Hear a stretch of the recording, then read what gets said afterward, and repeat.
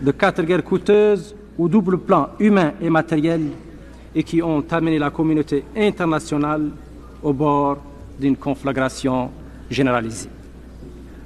Les résultats de cette chasse à l'homme sans précédent, de cette volonté démentielle d'exterminer tout un peuple, sont l'annexion et l'occupation par la force, au mépris des décisions réitérées de notre organisation, de vastes territoires des pays indépendants et souverains.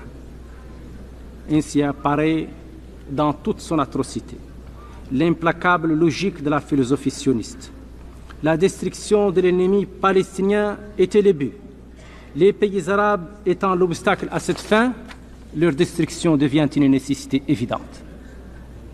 Monsieur le Président, malgré l'occupation des territoires arabes, malgré les hécatombes de martyrs palestiniens brûlés par la napalm, l'objet de la vindicte sioniste est plus que jamais réel et plus que jamais vivant. Le peuple palestinien, en effet, sous l'autorité de l'Organisation de libération de Palestine, derrière son chef prestigieux, l'éminent frère Yasser Arafat, n'a cessé de donner au monde la preuve de son indomptable vitalité et de sa détermination de recouvrer ses droits et sa patrie usurpée. Cette preuve, il vient de nous l'administrer de façon éclatante par la voix du glorieux chef qu'il s'est choisi, dont la contribution au débat de notre Assemblée a été sans conteste d'une importance capitale. Monsieur le Président, par la voix la plus autorisée, nous avons entendu hier ce que veulent les Palestiniens, ce à quoi ils aspirent et qui n'est rien d'autre que la création d'un État multiracial et multiconfessionnel où chacun aurait les mêmes droits et les mêmes devoirs.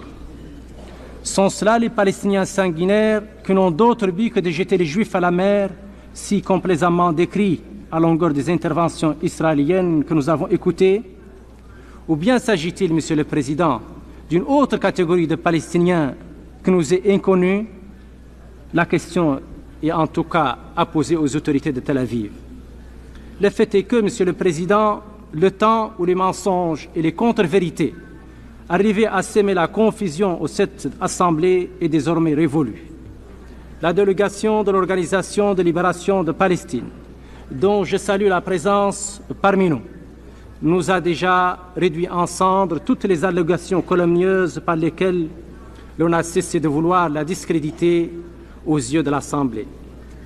Nous procéderions ensuite à un vote. J'ai déjà un orateur inscrit qui veut